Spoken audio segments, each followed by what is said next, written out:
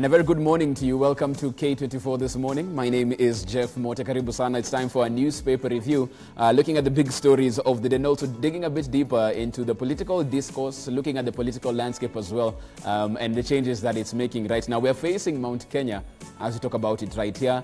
Lots has been happening in this region and very many questions being asked as to how it moves forward, how it charts its own political path. We have that discussion right here in studio. Even as you do that, of course, you should get yourself a copy of your People Daily. It's only 10 shillings. And the number that you dial is star 550 star 4 hash. Once again, the number is star 550 star 4 hash. Dial that number, get yourself a copy of your People Daily straight to your phone. It's brought to you by the People Daily and Safaricom. So once again, star 550 star 4 hash. Dial it and get it straight to your phone. Brought to you by the People Daily and Safaricom. And as you do that, in your copy of your e-paper, this is what you'll be getting on the front page. Why Kenya is staring at COVID second wave. Experts warn that the country could be forced into another round of lockdown should the public continue to disregard health protocols and keep the virus at bay.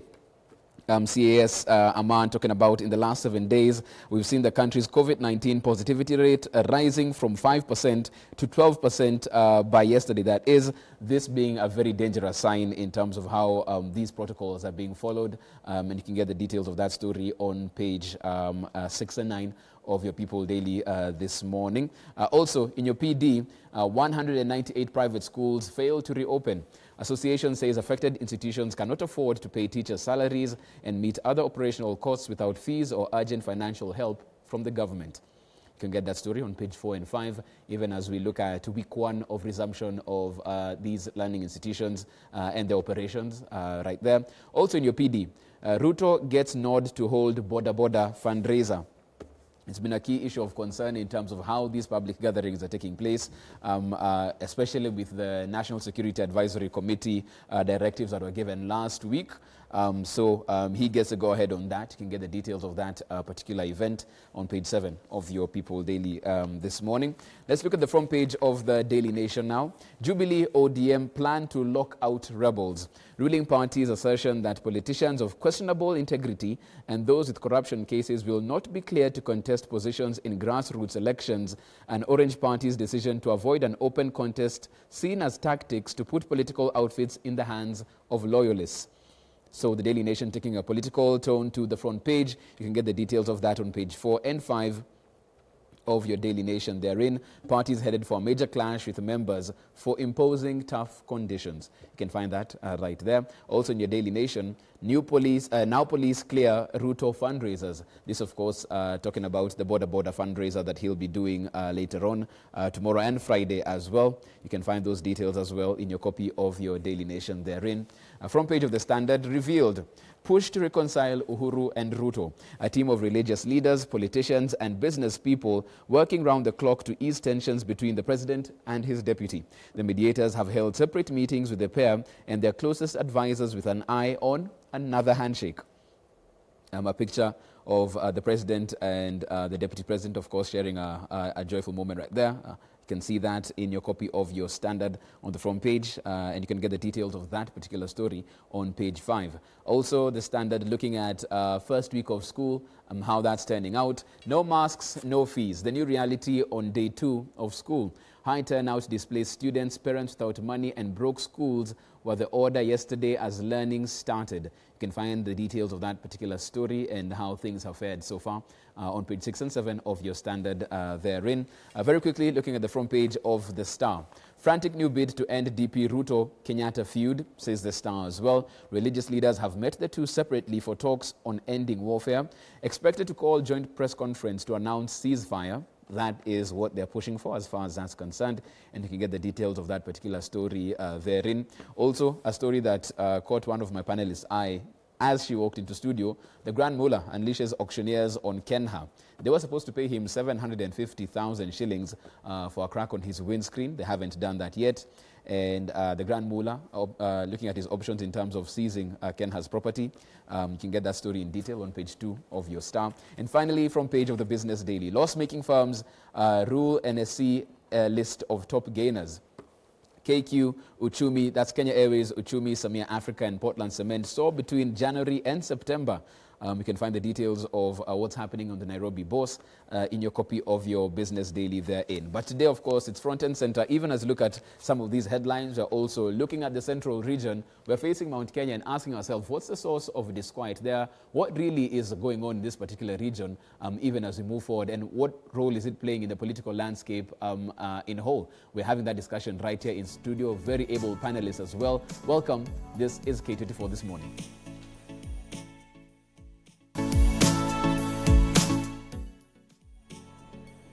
And even as we do that, we do also have our question of the day that we'll be posing to you right here in studio. Let's have that up on screen. Are the regional meetings and rallies the hindrance to national unity? Once again, are the regional meetings and rallies the hindrance to national unity? That's a question we are posing to you this morning. Are the regional meetings and rallies the hindrance to national unity? You can send us your thoughts, your feedback on the WhatsApp number at the bottom of the screen. You can also get me at I am Jeff Mote or at K24TV as we have that discussion right here. Let me get to my panelists, one in studio, one mashinani in the constituency as well. In studio, former Speaker, Nairobi County Assembly, Madam Beatrice Alanchi. Good morning, Madam. Morning. Karibu. Asante sana. Welcome to the show. Thank you. I saw there's a bit of interest on that story in the Star, on the Grand Mullah and the 750,000. Oh yes, my senior counsel. Yes. I mean, he has done us proud because, you know, we have many people who joke with us on road. You find even guys who carry sand and all that. And they just take it for granted when they break your... if this happens, he'll have... taken us to America. You know, it's only in the U.S. and in Europe where you find this happening. So I'm really waiting for it. They pay him, many people will really. It's an interesting precedent, you might say. And it shows that now we should stop joking also on road. We should stop, you know. We should do things the right way. If you're carrying sand, you cover it properly so that you also don't destroy other people's cars. Yeah. We're also joined by Honorable Jeremiah Kioni, MP Daragwa. Good morning, Bwana Jeremiah. Morning, Mote. Karibu sana. Asante sana, tuko hapa Daragwa, tunashukuru kupata nafasi ya kuongea kutoka hapa Bali. Na naona kuna kabaridi pale Daragwa pia.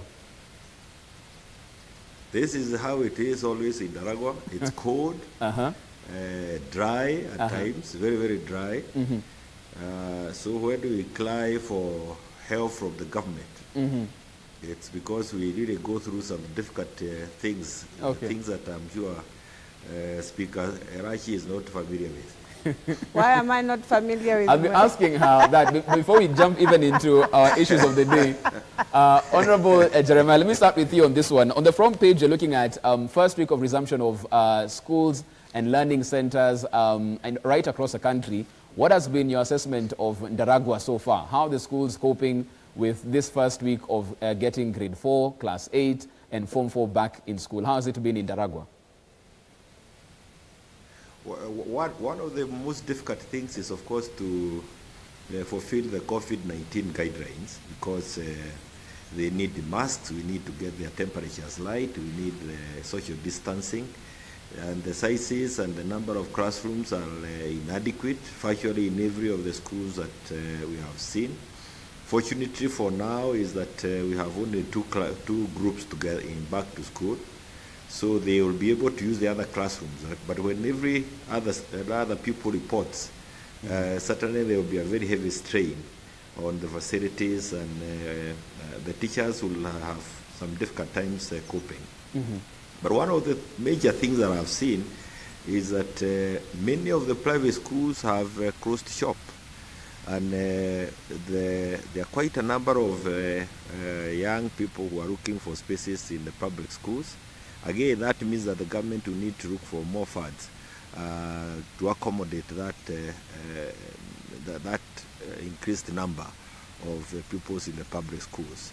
But by and large, the teachers are trying. There is a little bit of fear. You can see it on the children's faces, and the parents are also not quite certain of what is going on. They are also a bit anxious, but we are certain that we will overcome. But without doubt, we need a lot of resources to be directed to the schools, and especially in the rural areas where even the issue of masks, we may take it for granted, is maybe 20 shillings, 15 shillings, but that's quite a lot of money already for some of the parents, and especially even in these places like here in Daragwa. Let me bring it to studio as well. Madam Elachi, taking any children to school so far? How have you seen this playing out in Nairobi? Well, first of all, in Nairobi, it's going to be a big challenge because even when I was looking at the children going to school, I'm like, that one mask cannot be the one that will protect them from COVID. Because even us ourselves, look at how we just handle our masks. Now, ask yourself, when a child is going to school, by the time she gets to school, honestly, the mask is no longer a mask to even put on her mouth. And then look at our washrooms in school. I am wondering, how are the washrooms? How are they going to take care of themselves? If they come back at home, as you said, Jeff, the sweater is already left in school. You come home with another person's sweater, or you come home with nothing, even one shoe is left in school. Tell me about the mask. We've just brought them back to school and we are telling them, this is how you have to start surviving. Yet they've been at home. We've not been buying for them masks because they've been at home. Right. And for me, I still continue asking. I might be crazy. I mean, people might think, what is this Elachi? I ask myself, from Form 1 to Form 3, I thought that is when we really do our work. I always believed, and it happens, in the best schools of this country, Form 4 is their revision time. It is only in the other schools where people struggle with one book, and I've been saying, a school where one textbook has been shared with all students to do maths, but they will sit with the same exams with people who are doing revision of Form 4. And my ministry or my government is unable to tell me that indeed we can ensure Form 4s can do their exams this year and leave school this year as required. We can do the same with Standard 8 because from Standard 1 to Standard 7, I thought that is what is more that comes for exam than what we so what we are trying to tell even ourselves in this country is that everything we do in Form 4 and 8 is very sad. Right. So for me, I still repeat, we did not need to take all our children back to school. We needed to take back the Form 4s and Standard 8 and lock them in school. Let them not come out until they finalize their exams. So that if you are containing them and ensuring now they will be able, they can even survive without masks as long as you contain them and make sure they will not come back. And whether the school was a day school or whatever, if it's for primary school, parents would have agreed to take whatever needs to be done, but for their children to finalize the year in a proper way. So that was my thinking then. But now the way it has gone, I can see, and then you're coming and giving us a headline, wave 2 of COVID. So you are about to tell again parents, after they have paid school fees, after they have done all this, then again we are now about to tell children to stay home. It's not right. So I think the planning, for me, I wish Form 4s and Standard 8s went back to school. We'll be having future discussions on this particular issue, on even a potential second wave that might be hitting the country with Ministry of Health officials in subsequent shows right here on K24 this morning. But I want us to switch gears now, talk about the politics of the day. We've seen that making headlines on other dailies in the Daily Nation. It's all about Jubilee, ODM plan to lock out rebels. The Standard and Star talking about a push to reconcile Uhuru and Ruto. So we can see the politics doesn't stop even in COVID times. But when it comes to matters of the central region, there's this been overwhelming sentiment that there's some disquiet in the area. All is not well. There are rumblings from the mountain. Honorable Kioni, let me come to you on this. There's that narrative that, you know, the citizens, the residents of central Kenya aren't too pleased with how things have been carried out so far. What's your take on that? What's your reaction to that particular narrative that's doing the rounds? I think it is, that's a statement that you can answer from many angles. I am personally not pleased with the way things have been going, and my front of displeasure is this. The resources that have continued coming to our region, the Mount Kenya region, have continued to dwindle. And this is informed by many reasons, including some political misunderstandings. And I'm interested in a discussion that will ensure that we get adequate resources to help grow our region.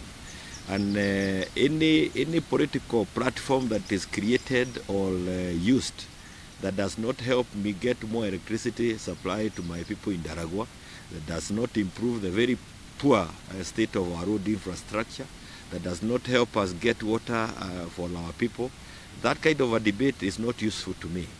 Any debate that from whatever political platform that does not answer to the heavy demands of employment by the young people now in Daragwa. Before, we did not have very many graduate students here. Today we have very many. In a small village you find like a place we call Githogocho, just next to me.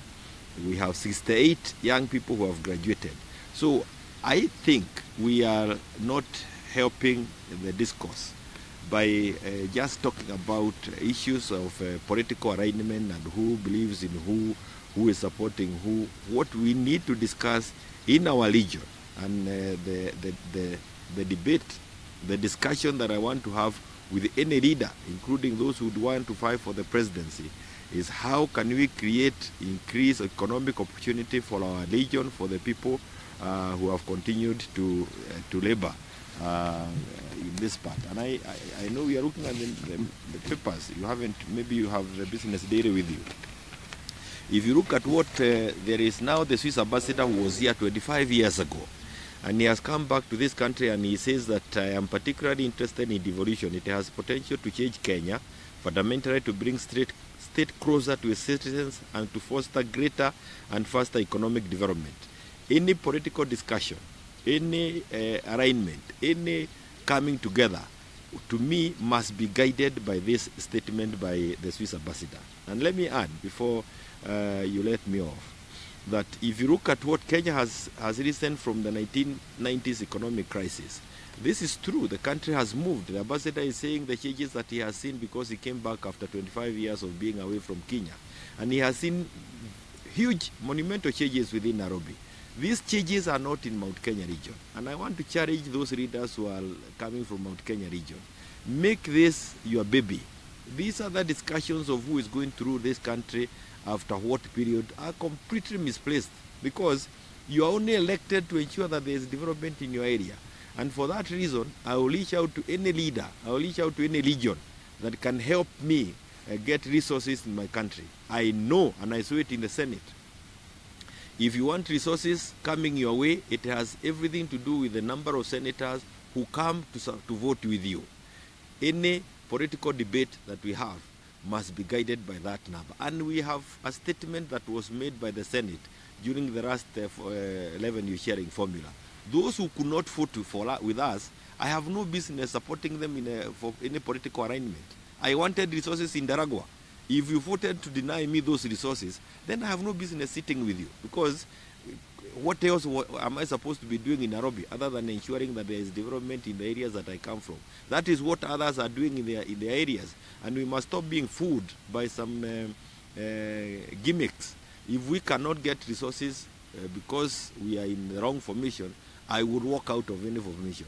If I can get resources because I am in the current formation and it is helping me, I will remain there. Okay, my guiding Kioni. statement in any political discourse is, am I getting resources to my people? Let me get British Salati in on this one as well, Honorable for Kioni. Employment for the young people in Daragwa, in Nyandarua, in Mount Kenya region. Okay, I get the sense of what is of key importance in your area. Let me bring Beatrice in on this one. From what we're seeing, and a lot of drama in Central, from Oranga to different parts of the region, is it an economic question that is a source of this disquiet? Is it political formations that are really causing this jostle that we are seeing within Central Kenya? What, from your assessment, is the key issue, the bone of contention? The bone of contention, to be very honest to my Central people who are my uncles, is their own political formations. And it's because of the different ways of how they look at politics. One of the things that I know for the years I have grown up with my mother is that Central Province does not engage so much in this politics, and they come in the last, because they believe you do your work, you do everything, politics will come. You get? Now they find themselves in a very familiar territory where people, I think it's evolving now with young people and everything. And that's how now, because when you look at from the time you get in Matiba, the late, and you come straight to Kibaki, every time Central Province will come to that issue of politics, let's say 7 months to an election or 1 year to an election. It has come so early, and it distorts completely the way they look at things, because they believed you go, you do your business, you do your work, you do what is structural in terms of economic, and now the politics will come. But now, in this era, it's been very different. And I think that is where now, in terms of balancing and understanding, is where people will find it in a difficulty. But at the same time, yes, as I agree with Kioni, you will want to see people who talk, but it is them to talk about that economic growth. It is them. Their people have been so kind to them. Some of them are 3-time members of parliament. They've been there in leadership. I mean, when you come at this time and you say that, and other tribes look at you and wonder, what are you telling us? You get? Because there's a sense they're telling us. But you see, I have always said, you can't be a politician who has been in power for 15 years in parliament and you are still talking of the same thing. Then there's a problem with you. Because all those things you want your people to get, that is why they elected you to go and fight for those things. That is why they gave you either CDF. Now we have come to devolved governments. I thought in devolved governments we will not have this cry. And I need to relook at the Constitution and ask ourselves, where is this thing that we left at the center pillar that still puts Kenya into a situation where we will always want to fight or to scramble for that we are not seeing? And therefore, did we do it right? And so we have to relook at it, because we thought that the devolved units will spread more development into our areas and ensure we grow. Right. But then it means, if you want to grow also, the individual who is being elected as governor must be willing to see Kenya grow. And I'll give a clear example. Now look at Nairobi. So we have Badi. The things Badi has done in 1 week or in 100 days or 3 months or 4 months, really, if any governor wanted to do, honestly, Jeff, they would do for their counties. They would do. He has proved to us. When I look at Makueni of Kivuda, he proves to us you can transform a county with the little resources you have, and now come back to national government and say, look, I don't have this, and therefore I can do. The challenge we face is not about how we grow our economy. It's not about there's no money in Kenya. In fact, if there's a country blessed with resources, it's Kenya. Because the way we steal it and we still survive in the midst is just unbelievable. And therefore, for me, the leaders who say we want to see power, it is not Uhuru, our president, Uhuru Muigai Kenyatta, who will bring power. No, no, no. It will be unfair to him. It means he's the only one who has to see development move in this country. No, it is you at that level. And that's why people will wake up at 4 a.m. in the cold and vote for you, look for you and vote for you, believing when now you come to parliament, we will be able to see that economic growth. For Central Province, it is time to understand the Nyayo philosophy of saying, siasa mbaya, maisha mbaya. You put yourself into this politics that you have engaged in, and you are like you. In fact, in the whole country, people are looking at Central Province and wondering, okay, is this election only in Central Province? Right. And then the other thing we are looking at, which is very dangerous, you want to prove to us that without a Kalenjin leader and without a Kikuyu leader, Kenya will always burn? Wrong. Don't prove to us what was meant to be in Hague. We removed it there knowing it was wrong, and it is a myth that people put in place to say until these two are together. But you now, The leaders who are there now want to prove to us that this is how it is, wrong. And it has to come out of them that, look, we have a president who is in power, who we gave power, power that belongs to the people, who is doing his best to see things grow. He would want his region to tone down, and when the time comes, I believe we'll have a central a leader from Central Province who will want to be a president also. Okay. Who said if, when President Uhuru is leaving, no Kikuyu again can... No. The leader comes from God. I've always said that. Right. And therefore, it is just like the way we have it in the Bible. And I have no regrets to say that when I always say that people forget life we live is life within the Bible, just the way the Muslims live their life within the Quran. Okay. And we as Christians have to start learning that, but to stop distorting our own lives and believing it can come from somewhere else. No. In the Bible. We need to take a short break at that particular point in time. When I come back, I'll be bouncing to Kioni on this one. Is what we are seeing in the central region then an indictment to the leaders there? Have they not delivered the goods so far? And are the chickens coming home to roost? I'll be coming to him on that particular issue. Also be taking your feedback, of course, on all that's happening right now. Are these regional meetings and rallies really the hindrance to national unity? Because it seems like all eyes are really facing this particular region right now. Your feedback after the break. But don't forget, you can also get a copy of your People Daily. It's only 10 shillings. You dial the number *550*4#. You get that paper straight to your phone, all courtesy of the People Daily and Safaricom. Short break, back with more.